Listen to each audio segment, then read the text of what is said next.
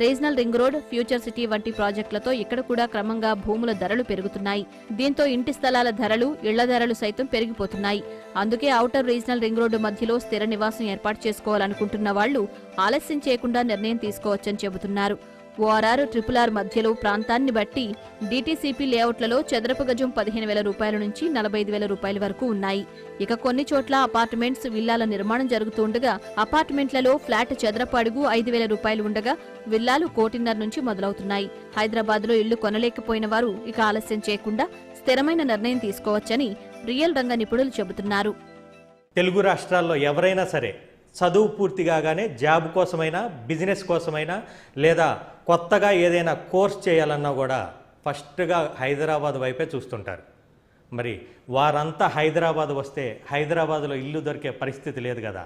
అందుకే శివారు ప్రాంతాలు కూడా, అంటే ఔటర్ రింగ్ రోడ్ అవతల 5 కిలోమీటర్ల వరకు కూడా నివాస సముదాయాలతో నిండిపోయి హైదరాబాదులో ఉన్న ఫీలింగే ఉంటుంది.